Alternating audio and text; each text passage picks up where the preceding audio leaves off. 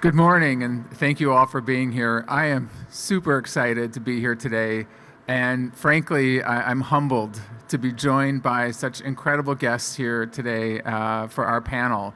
So we're going to talk about cancer, and we're going to talk about how this affects people who have been diagnosed with cancer and how to help them live better lives.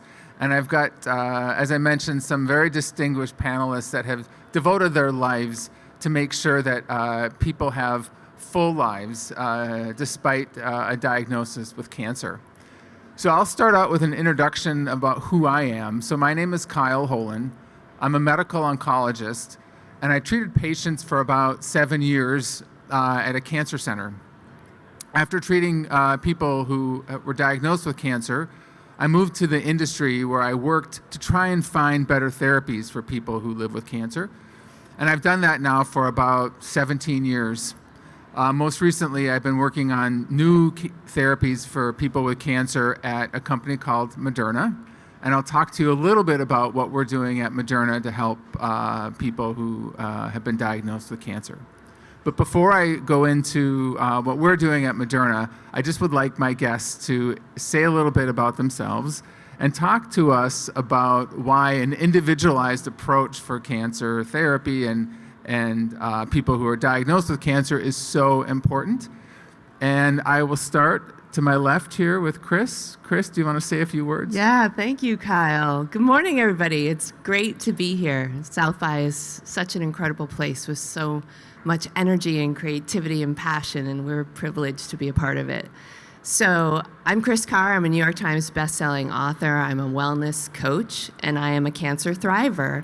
So I've been living with stage 4 cancer for 21 years now. And it's really this experience that inspired my work. So when I was newly diagnosed on Valentine's Day in 2003, there was very little known about my very rare disease. So the first doctor that I spoke to suggested a triple organ transplant. And I didn't know much about medicine back then, but I thought that was nuts. You know? It was nuts. It was a little nuts. Yeah, it was nuts. And the next doctor gave me 10 years to live, and that was, again, 21 years ago. And the doctor after that suggested really radical treatments that wouldn't do anything or wouldn't cure me necessarily, but we didn't even have a baseline to determine whether or not I needed those radical treatments. And it was really that experience that inspired me to become my own patient advocate and navigator. And I named myself the CEO of my health and decided that I was going to hire, fire, build my team, and find my second in command because the doctors work for me. I'm a nice boss, though. And I was lucky to find my doctor at Dana-Farber, and what was so wonderful with my doctor, who I'm still with, Dr. George Dimitri, is he opened my eyes to a whole other approach, partly because he said, because there's so little known about your disease, it can be slow growing, it can become aggressive, it can change at any time. We're going to watch and wait and track you and let cancer make the first move. And while we're doing that, you're going to go and watch and live. And that was the inciting incident because I didn't know how to. So I decided to devote my career and my practice to learning how to take care of myself and teaching patients how to do the same. And why I think an individualized approach is so important is really because of my own experience, but because we're not statistics. We're whole people with whole lives and a whole lot of potential, and we need a holistic individual care plan. And I'll just wrap by saying that I just had my 21-year scan, and I said to Dr. D, I said, so first of all, do we have to do succession planning? Are you good? Because now I get scanned every 5 years. And he said, no, I'm so passionate about my work. And I said, so why do you think I'm still stable? Like, what's the secret? And he said, if I knew that, I'd have my Nobel. This is why we have to study patients like you. This is why we have to do the type of work that Kyle is doing. And Chris, can I just ask you a little bit about that first meeting when he said you need to learn to live with cancer and watch? It must have been incredibly scary. What was your first emotion? Yeah, it was very scary because back then I didn't really know many cancer patients, and I thought you got treatment, and if you were lucky, you went into remission and you got your life back, and that wasn't a possibility for me. And I had to learn how to live with the knowledge of the disease while waiting and dealing with a lot of fear and anxiety. And I left the doctor, I left his office that day, and my husband and I, we went to Whole Foods because I thought, well, vegetables are good. I guess I should start there. I literally was crying in the produce aisle, and I wasn't sure if I was crying about the kale or the cancer, but eventually I figured it out. It's like flying blind. It's not quite fair. Yeah. Well, we need to dig into that a little bit more, which I know we will. But before we do so, let's move on to Brad. Brad, you run an organization that's doing incredible things. Talk to us a little bit about who you are, what you're doing, and why, for you, an individualized approach is important. Yeah, I just want to echo what you guys are saying. It's a tremendous honor to be up here with you and in this place. My path to get here probably started when I was 9 years old, and I'll try and make it quick. At 9, it was the first time I ever got into a whitewater kayak, and that quickly turned from a hobby to a passion to a profession. And at the crossroads of deciding to go to college or pursue my career as an athlete, I bought a one-way ticket around the world to go kayaking, and the rest is history. I haven't made back to college yet. My dad's not too stoked on that. But somewhere along the way, my aunt was diagnosed with cancer as a young adult, in her 30s, a story we hear so often. She just started a new marriage, a new job. She was wanting to start a family, and all of that got derailed when she was diagnosed. And to answer your question, Kyle, for me, and I'm kind of embarrassed to say this, but that was the first time cancer really came into our life in a personal way. And prior to that, I guess I just thought of cancer as like just one thing, right? It was just one cancer. And of course, you can speak to the biologies of cancer and the differences and the different types of cancer. But what we've seen in working for the past 2.5 decades with young adults with cancer, 18 to 39 years old, is that, and I think we can all relate to this, right? That's an incredibly transformational time in all of our lives. You're not the same person at 18 as you are at 39. You're leaving the house, starting college, starting careers, dating, starting families, being married, and all of that happens in a way that's very complicated and challenging. So if you pile on cancer in that, things get really complicated. And each individual is at such a different place in their life that we see at our programs. And most of them have their own cancer that they're dealing with and in their own stage of it. And so what we've learned is you have to take an incredibly individualized approach. You have to meet each person where they are to help them define their own success in that process. Great. I'm very curious to hear more about that specific population that you serve and why you think you can make such a big impact. Before we do so, though, I would like to talk a little bit about that individualized approach that both of you have mentioned and what we're doing at Moderna to try and meet the needs of people with cancer. We're developing, and I have to say, before I go on, that I have to thank President Biden for the shout out at the State of the Union address. I'm not sure how many of you heard, but he mentioned how we're taking the COVID vaccine technology and we're applying it to develop some cancer vaccines. So this is a slide that talks a little bit about how we're developing a cancer vaccine. As Brad mentioned, and Chris vividly illustrates, every cancer is unique. And so it's not just I have lung cancer, but my cancer has a very unique series of mutations. Well, we're exploiting these mutations by taking a piece of someone's cancer. We're sequencing that cancer to understand which mutations might exist within that cancer. We're also trying to understand, of those mutations within an individual's cancer, which ones do we think may mount an immune response? Once we understand which mutations in the DNA might mount an immune response, that's when we create a vaccine. And that vaccine is very specific to that one individual's cancer. This is using the mRNA approach, just like we have used for COVID vaccine. In fact, it's interesting because some of the regulators that I've talked to, the FDA, have asked us, well, is this treatment going to be safe? And I said, well, so far it's been safe for over 1 billion patients from our COVID vaccine. So we've treated 1 billion people. I think we can be fairly confident that it's going to be safe. We create this vaccine based on the sequencing information, and then we send it back to the patient and the patient's physician, and they administer the vaccine. And we have to be very careful because it's a very different paradigm than in the past, when you could just send a hospital a bunch of drug and you could just take any drug off the shelf, make sure it matches the name. Each vial has the patient's number on it, so you have to make sure you match that vaccine with that patient. After we administer the vaccine to the patient, that's when we watch them to make sure that the cancer doesn't come back. And so far in our early clinical trials, we've reduced the risk of cancer recurrence by over 50%. So we're really excited about the efficacy. Thank you. So that's how we're tackling cancer from a very, very individualized approach. But I'd also like to talk moving forward into not only do we try and reduce that risk of cancer coming back, but it's important for the patient to live a full and healthy life.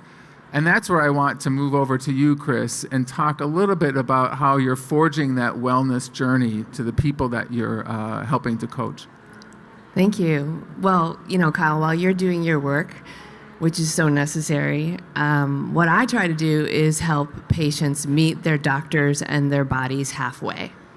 And that is by practicing self-care as healthcare. And so I came up with what I call the 5 pillars of wellness. These are really the basis of lifestyle medicine, which of course has been around a lot longer than me.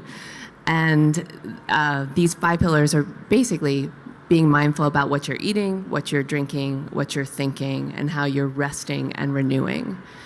And there's these simple practices that we do, and we keep them simple so that patients and people who don't want to be patients can actually follow through with them, because we live in a world where we're hacking everything and it's the latest trend and it's the latest fad, and many of us aren't even really doing the basics. So we focus on the basics, and those pillars rest on a foundation of stress management, because we know that stress is a very chronic contributor to chronic illness.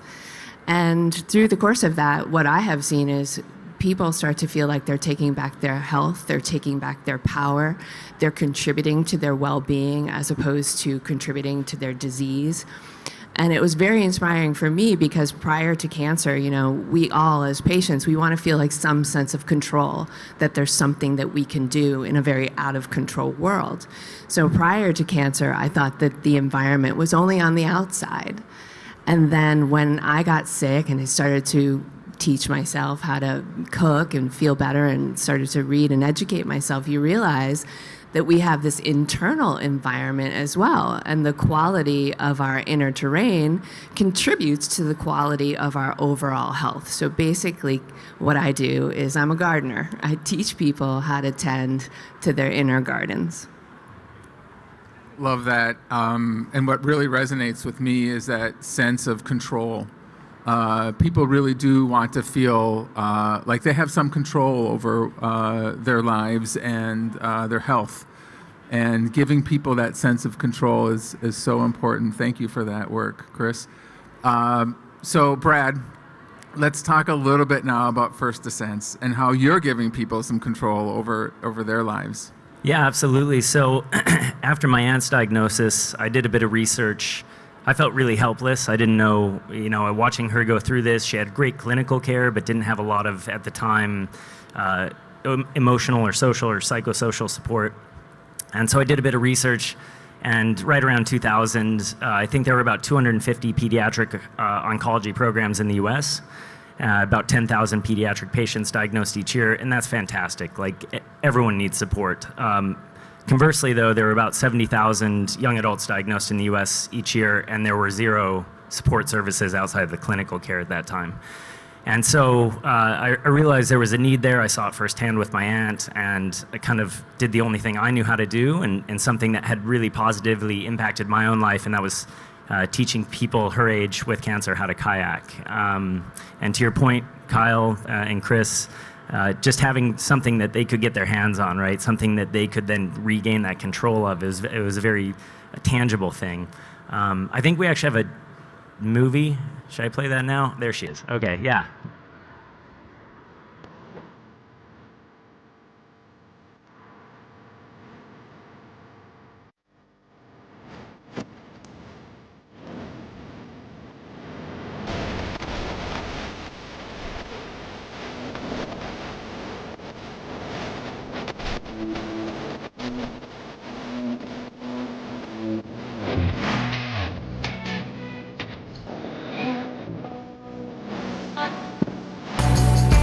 The primary mission of First Descents is to provide free outdoor adventures for young adults 18 to 39 years old fighting and surviving cancer. In my own life, I found that every great experience is built upon three key things, and those things being the places that you're in, the people that you're with, and the challenges that you're facing.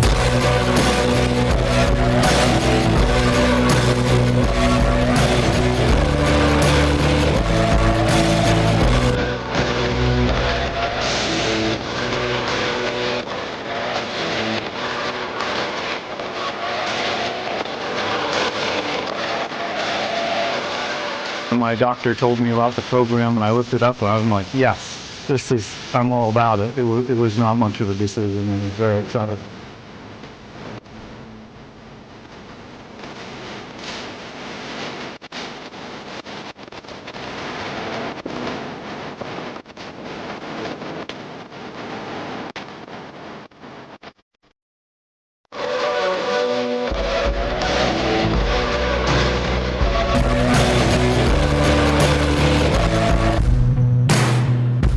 Outliving is taking risks and living life, and shit happens to everybody. You just gotta keep moving.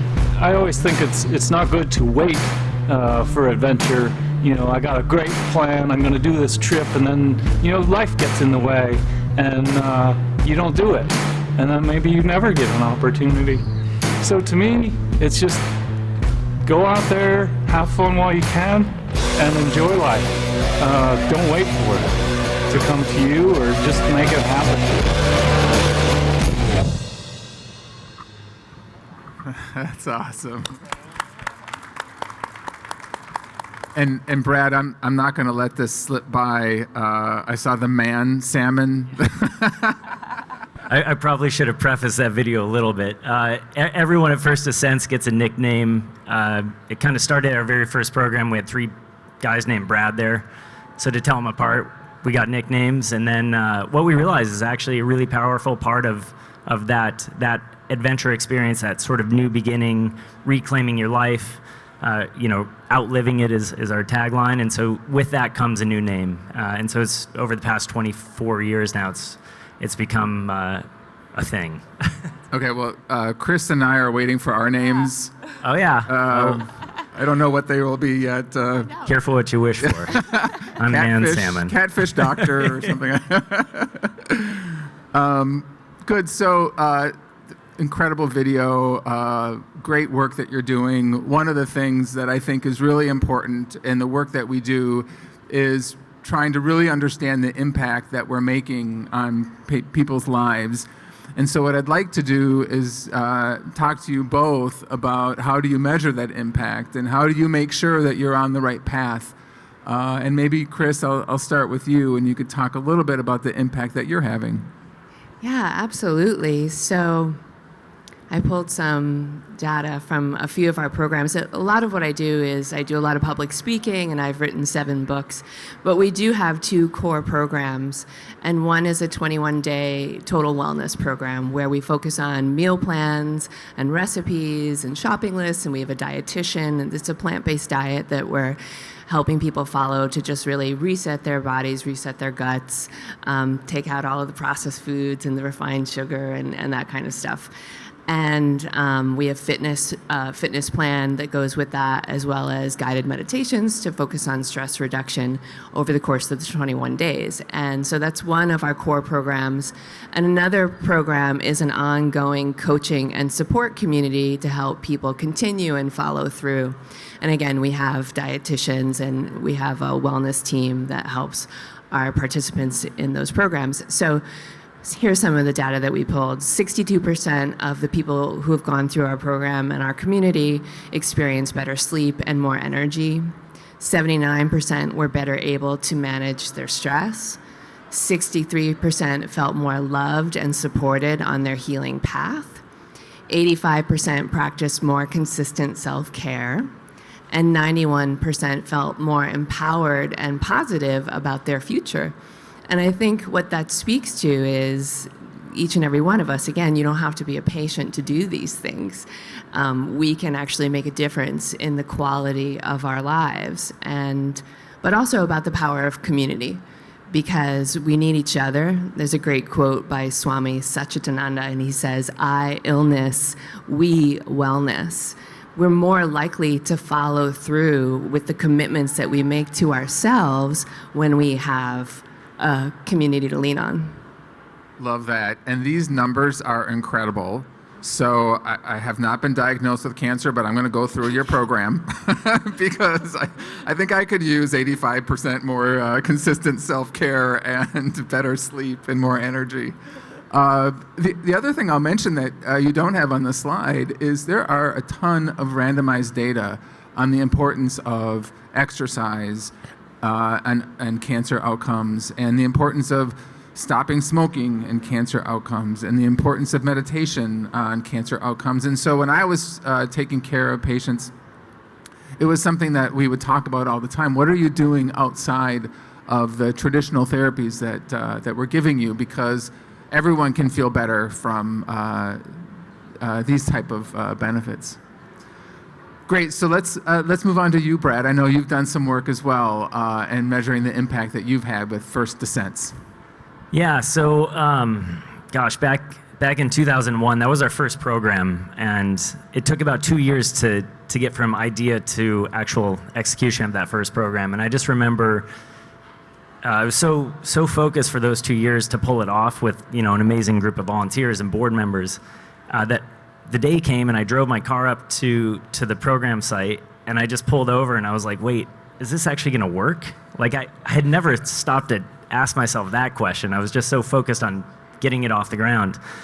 And that was back in 2001. We hosted a week-long kayak experience for 15 young adults from around the country.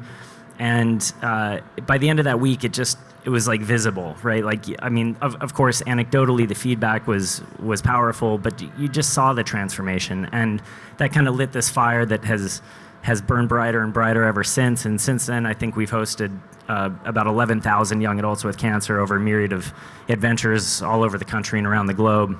And about a decade in, we were still seen, I think, as a bit, it was like a vacation almost. And we didn't see ourselves that way. And so we worked initially with Stanford to do one research study, and then the University of Michigan to do a second. And the findings across both studies were pretty consistent, which was pretty affirming for us.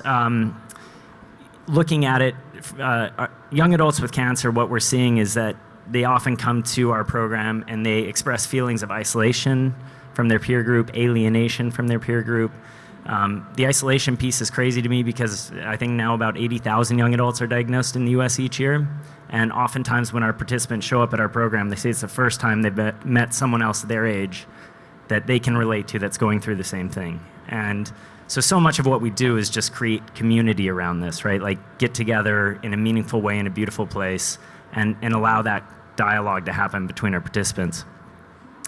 We also see these participants, a lot of them, and we can relate to this. Our bodies are a big part of our identity at that age. There are a lot of challenges with body image, self-confidence, self-esteem.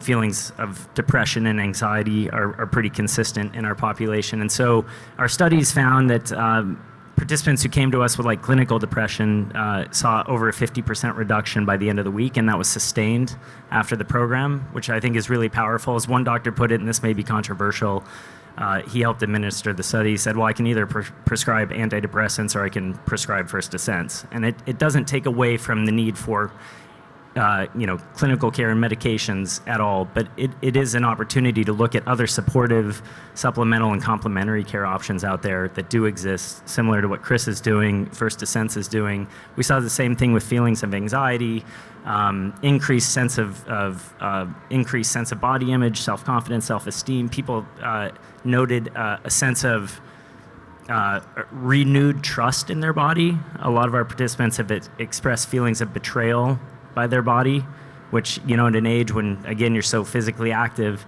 to have your body betray you like that, this is a way to sort of reconnect with it and to work together to achieve a goal.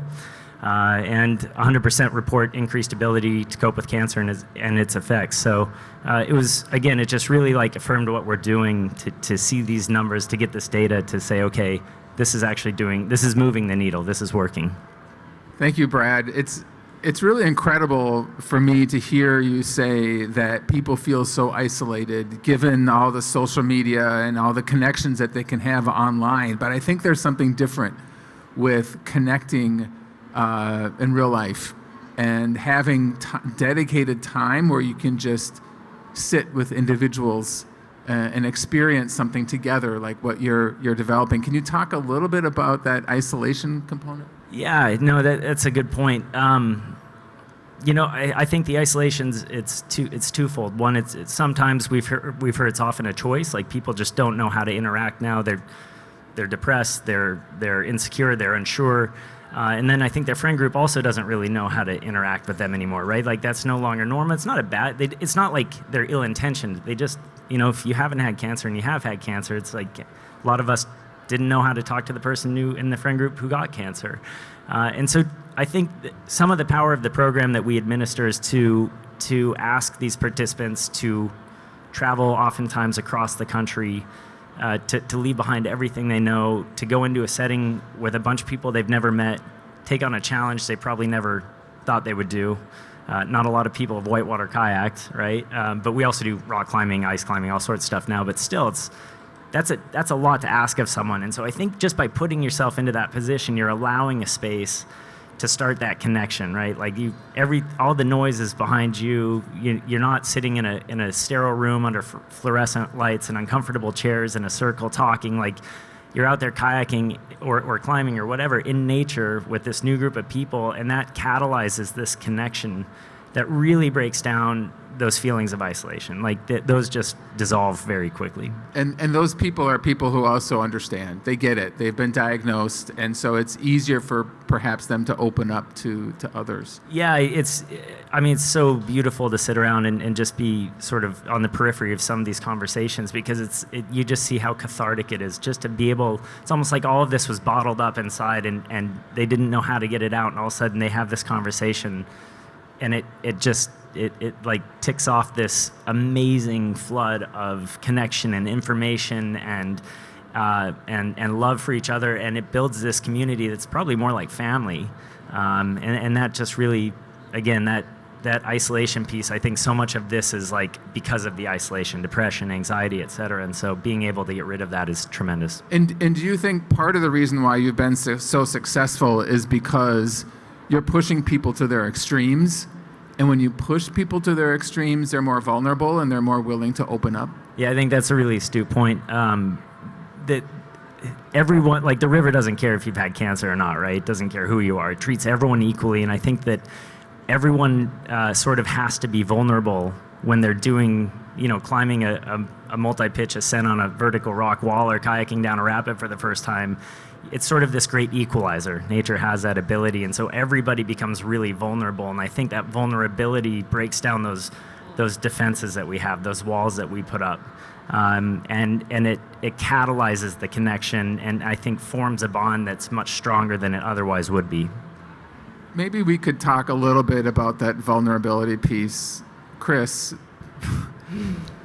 can you share with us perhaps what that might mean when you're coaching someone through a wellness journey, why it's important for them to open up and perhaps be vulnerable?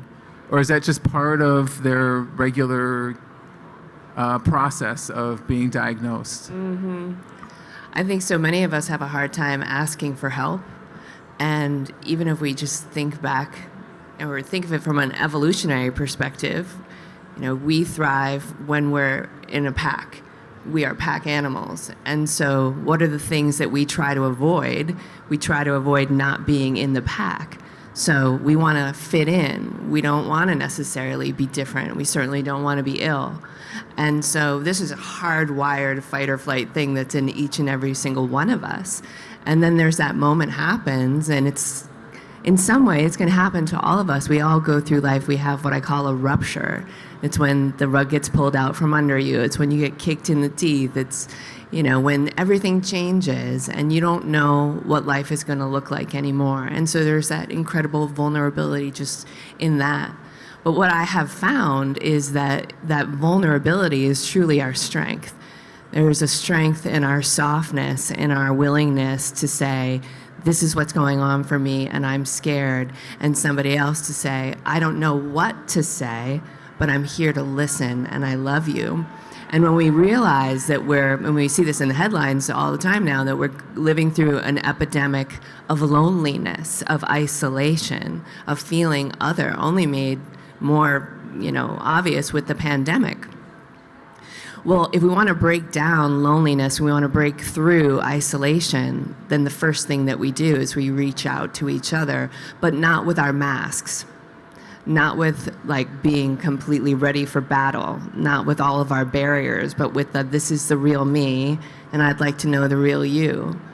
And that's how we make that big change from feeling very isolated and to feeling connected. Thank you. It resonates that preparing for battle and that vulnerability. I had a patient that I took care of who was going through treatments, doing pretty well, but at one point said to me that he was feeling vulnerable and he didn't know what to do next. And we talked a little bit about his treatment plan, and what he said to me was that everyone talks about cancer as a battle and cancer being a fight. But he didn't feel like he had the right tools. He said, this is an unfair fight. I don't have the treatments and I don't have the ability to fight cancer in a way where I can win. And I think that really resonated with me when I talk about cancer. I no longer talk about it as being a fight or a war against cancer. And I realized he's right.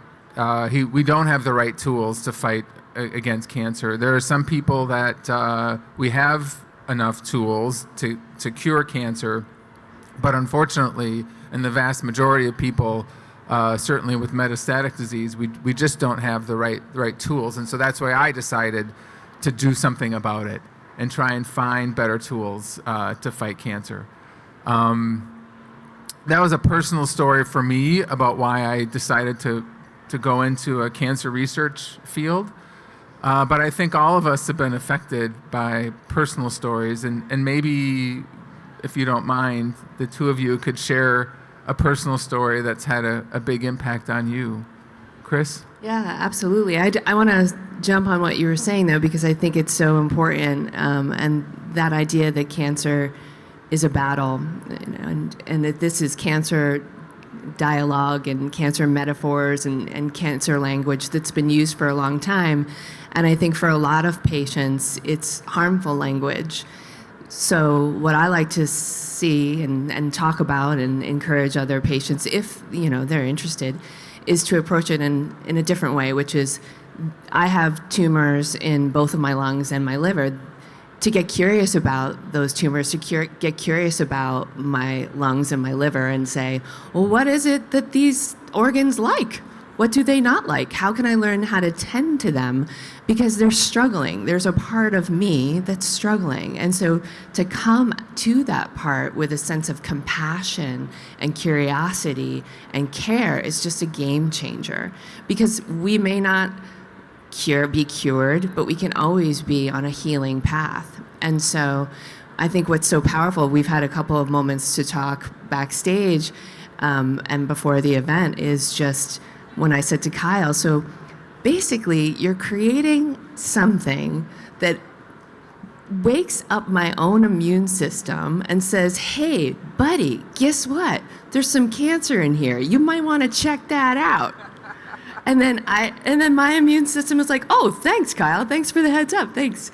And then, I'm working, my body is basically working the way it's supposed to be working to detect cancer, right?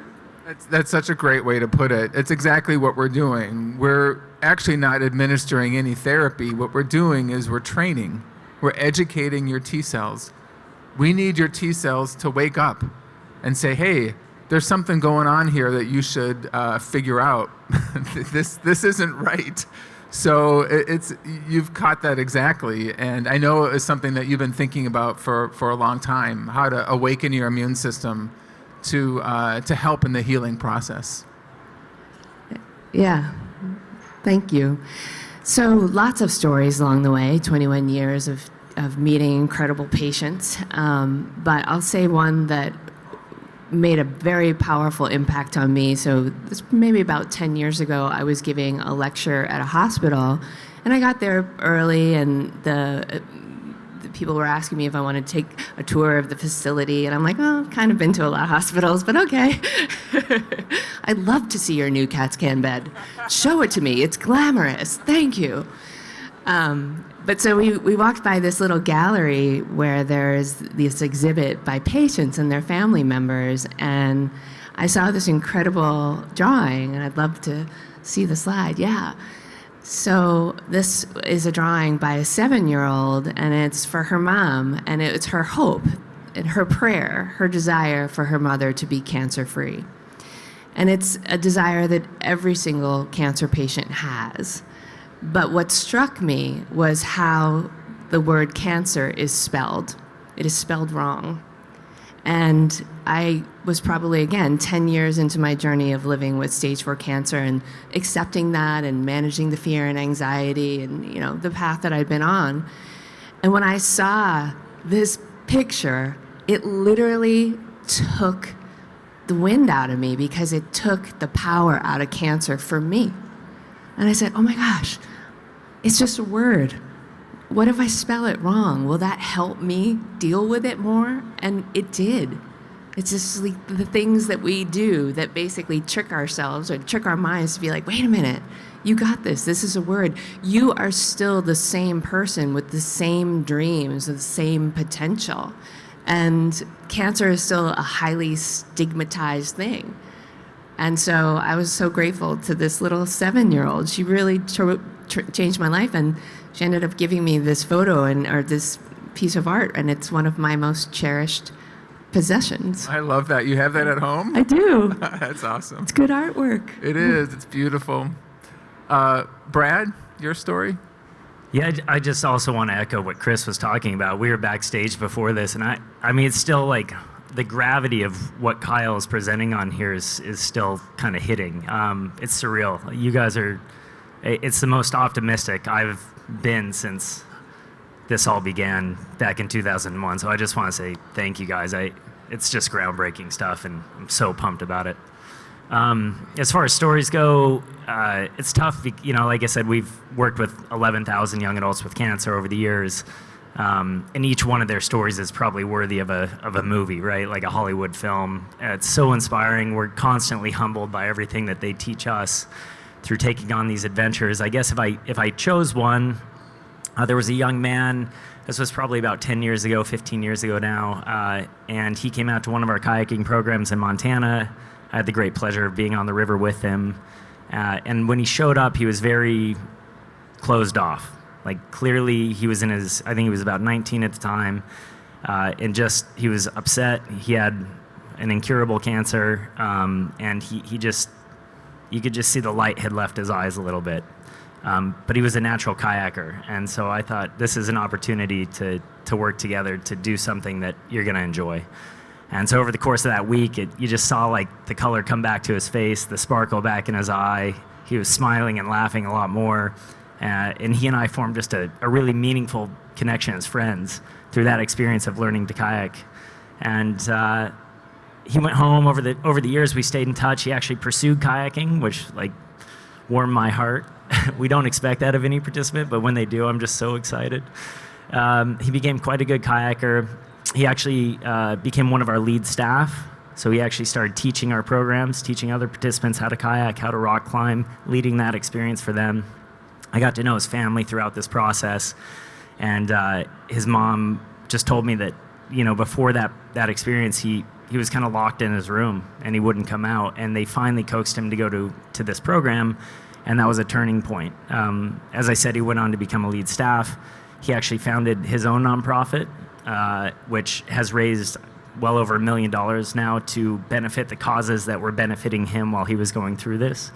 I think that's quite a legacy to leave. And I remember he called me, he said, hey, I've got 6 weeks to live. And I just said, where are you? I'm going to come to you. And he said, no, don't. Just remember me the last time we were on the river. And anyway, I think it's a testament to, you know, his doctors kept him alive long enough to experience this program, long enough to start a nonprofit that lives on well beyond him and benefits other people. And so it's just cool to see it all come together. And I still think about him every day. Thank you for sharing that story, Brad. Yes. It's incredible impact that these people's lives can have on us.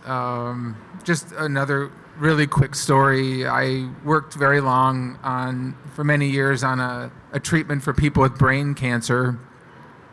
And glioblastoma is unfortunately very, very difficult to treat.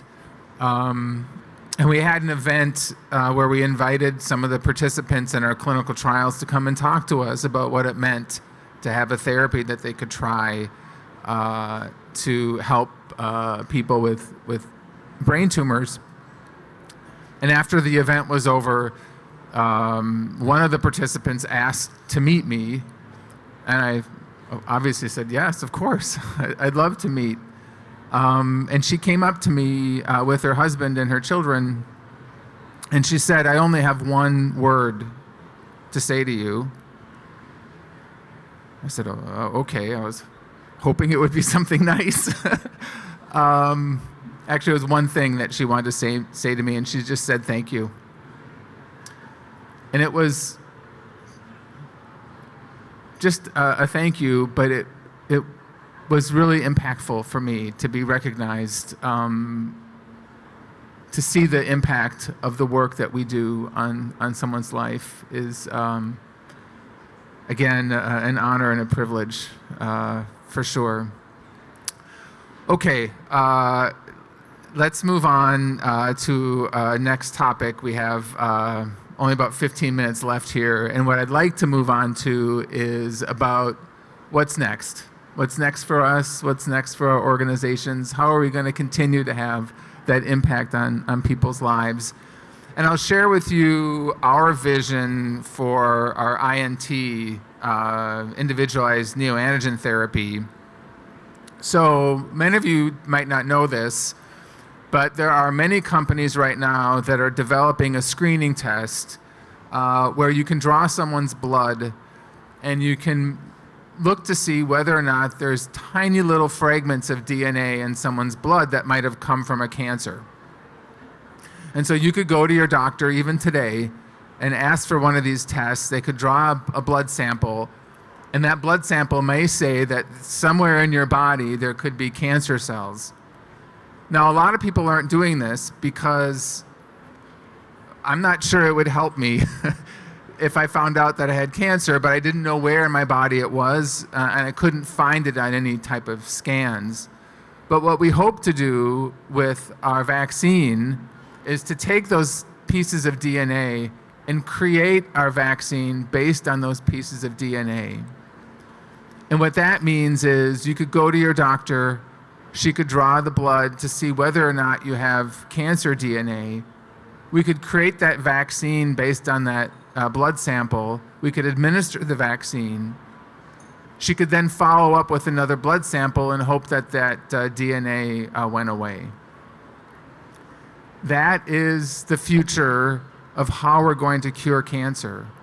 I believe that if we get to these tumors early enough, in a place where all we see is maybe a couple of cells that are producing that cancer DNA, and we can get to our immune systems to find it early, we should be able to control and manage cancer in the future. So that's our vision at Moderna for our path to get to a cancer cure. So that's our future. Let me talk to you both about what you see in the future. And Chris, let me start with you. Thank you. So I'm always looking at what are the barriers that keep us from living fully.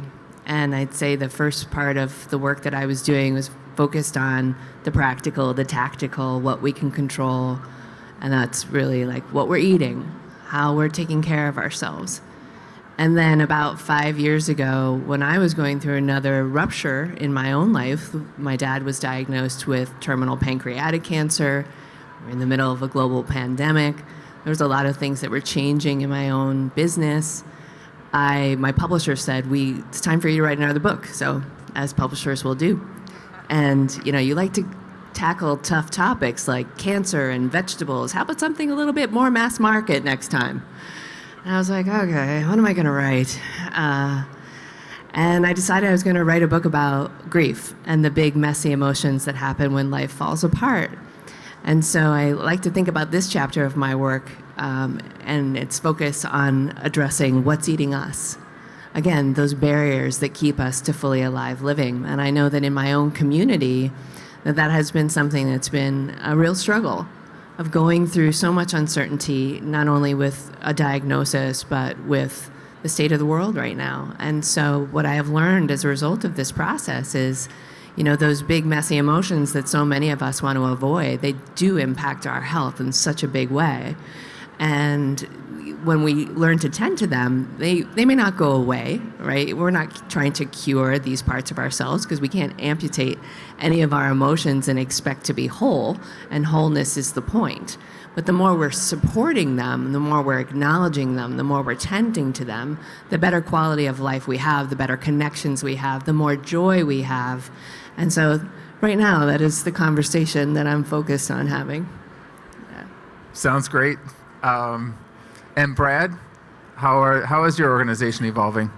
Yeah, so like I said, we've been around about 25 years. We're entering our 25th year anniversary. And over the past 25 years, we've learned a lot about what works and certainly what doesn't work. And we've consistently refined our program experience to be as effective as possible.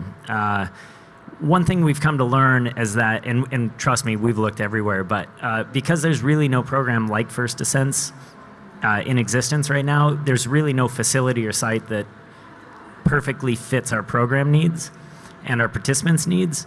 And so, we for so long it was just a struggle to year over year to stay alive and keep the organization afloat. And now we're kind of at this point where instead of looking month to month, we're looking out 50, 100 years, and we realize that we need to start creating home for ourselves. I like to say we've been couch surfing for a long time, which is totally cool. I did it as an athlete my whole career, but now I'm in my 40s. I don't want to sleep on people's couches. Like we need our own home. And so we are in the process of heading down that path and creating custom-built facilities specific to our participants' needs to treat each individual that comes to these programs as well as we possibly can. What we do isn't really scalable, and we don't want it to be scalable. We want it to be individual, and that's our goal is that each person that dedicates a week of their time to us in these adventures, that they leave with the best possible transformation that they can get. And so we think that that's probably the next step, and will push us out for the next 100 years. Really exciting. I want to learn more about it. So I think you told me it was in Montana. Is that correct? Yeah, if I have anything to do with it, it's in Montana. I live in Montana. But yeah, we've had a lot of success delivering programming on the Clark Fork River outside of Missoula, Montana. And we've identified our first property there, and we're going to start a build process soon. So it's scary, but that's, we ask our participants to take an adventure with us, and this is an adventure, a challenge for ourselves. So wonderful. And I'll speak on behalf of the people here as well as myself. Chris, I'd love to learn more about your work and some of the things that you've learned and teach others. I think you have a book that has recently been published. Maybe we could share. Yeah. Can you talk to us a little bit about this? Yeah, absolutely. So again, going back to my publisher saying, "You want to write about grief? Really?" I said, "Yeah, I guess I really do like to write about the tough stuff, because it's the tough stuff. It's the barriers that keep us, again, from what I was saying, fully alive living." So I'm not a morning person, braving loss, grief, and the big messy emotions that happen when life falls apart. And it's going to happen for every single one of us in some way. I like to say we can't expect or want the rainbow, but say hold the rain. And it's been a great privilege to write this book, actually. A lot of the stories in the book are stories that I learned as a result of experiencing my own diagnosis, but also walking my dad through his. And I got to be with him when he passed, and got to learn so much from him as a result of this journey and moving from being a patient to being a caregiver. And so, yeah, that's my latest book. So this is about your personal journey and managing grief, but it's also about how others have managed grief? Absolutely. And each chapter is broken up into the different experiences and emotions that will happen when, again, life kicks you in the teeth. So things like rage and anxiety and fear and depression, and how we can start to become our own advocates, and how we can practice a little bit of self-care even in the most difficult times. Having difficult conversations with loved ones who may be on the verge of passing. Navigating what to say and what not to say. You were talking about that, Brad. I have a chapter called Awkward Times, Awkward People, right? Because again, we live in a grief-phobic, messy, emotions-averse society, and few of us have the tools to deal with loss. And so we may not know what to say to somebody else. Great, thank you for that. I will be getting my copy right after this. Because it's so important. Like you said, we all will be faced with challenging times and have grief in our lives. And I think we're not equipped to know how to process that and work through it. So thank you for the help and the guidance. Okay, Brad, how can we help First Descents? I would love to help. I mean, the work you're doing is outstanding. Chris, you've been just a tremendous inspiration I'm like still starstruck that I'm sitting next to Chris Carr. This is amazing. But just truly an inspiration. We were at dinner last night, and one of our alumni was there, and the first book she was handed was your book after her diagnosis. And we hear that time and again. So just want to applaud you for the work you've done and continue to do. And like Kyle, I will absolutely be reading that book, and I love the title. I think it's just so witty. First Descents, like I said, these programs are free of charge. We fundraise for them, we pay for them. We don't think that cancer is really expensive for a lot of our participants. A lot of our participants are in debt because they're young adults, and that's what we do. And so we didn't want to create a barrier to entry. So we're always fundraising. We're obviously about to build a facility, so we're fundraising for that. Our director of fundraising is over here, so he's probably screaming at me to make sure I make that point. If you're feeling generous. Beyond that, I think they need the money for facilities. Yeah, exactly. I'd be remiss if I didn't say that. I also want to point out that it's really easy for me to sit up here and take credit for this organization. All I did was have an idea. Our incredible team, our staff, our volunteers, our board members, and our participants are what make First Descents possible. So I want to just say thank you to them. And one last thought. I always like to end on this quote. One of our participants said that always stuck with me and frankly all of us. She said that the doctors, the nurses, and the treatments I received without a question saved my life. And First Ascents taught me how to live that life. And I think it just speaks to kind of what we're talking about up here, that the work Chris has done, the work your team's doing, the work we're trying to do, if we can all work together to heal each individual patient as wholly as possible and meet them where they are and meet their needs for success, I think then we've done our jobs well, right? And if anyone knows someone with cancer, recently diagnosed or otherwise, there are resources out there. Please refer them. Please encourage them to take control of their lives, their health, to reach out, to get involved. There's a whole net there waiting to catch them. So, and let me just expand on that a little bit. So we can go to First Ascent's website if we have identified someone who might be able to help. Absolutely, yeah. So 18 to 39-year-olds, please check out the website. You can apply for programs there. Like I said, it's free of charge. We have an amazing team waiting to accept your application, guide you through it. And if it's not a fit, if for whatever reason you can't attend a program or if you don't meet the age requirements, still reach out. We can help be that connector to other amazing resources. Clearly, we know about Chris and the incredible work she's doing, and we're happy to at least point them in some good direction. And do you go out to cancer centers and let them know about the program so that they're aware of First Ascent? Yeah, we started a Prescribe Adventure campaign a few years ago, and I love that.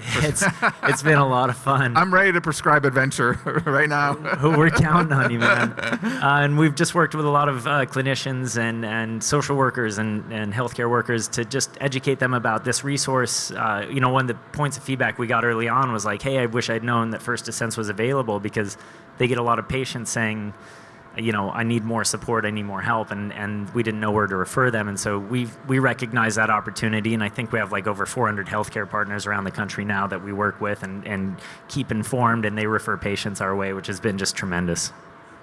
Love that. Okay, so we only have a few minutes left. I would just like to end with a couple of closing remarks from both of you. Chris, do you have any closing remarks you'd like to give us? Yes, I'm going to pass on some fatherly wisdom that my dad passed on to me before he died. And he said, make your golden years now. Oftentimes we wait, we put it off until the project's over, until the kids are out of the house, until we've wrapped whatever it is we want to wrap. And our golden moments are what we need to be focused on, because nothing is promised to us. It's not about getting those ducks in a row, because here's the thing about ducks. They don't want to be in a row. They want to fly. And so I'll leave you with that. Whatever your golden years look like, whatever your golden moments are, whatever truly living looks like to you, do it now. Life is a gift, for sure. Brad, any closing comments? I think Chris said it perfectly. One of the greatest gifts I've been given in having the honor to work with the participants over the past couple decades is just the perspective that they've given me. And I think, we're up here, we're talking specifically about cancer, but Chris's programs, First Ascents, like that data we showed, that's not specific to cancer necessarily. Like, an adventure can improve your life. Her programs can improve your life. So I just encourage everybody to live with that intention, to make some of those hard choices, to enroll in something like that, or to go seek an adventure, because it will benefit your life. And so I think living with a bit of intention and also a sense of urgency is one thing that I've learned and carried with me since I started this organization. Thank you, Brad. And I just want to end by recognizing both of you for the incredible impact that you have on human lives. It's really inspiring, and you're doing God's work. Thank you. Okay, let's give a round of applause to our guests.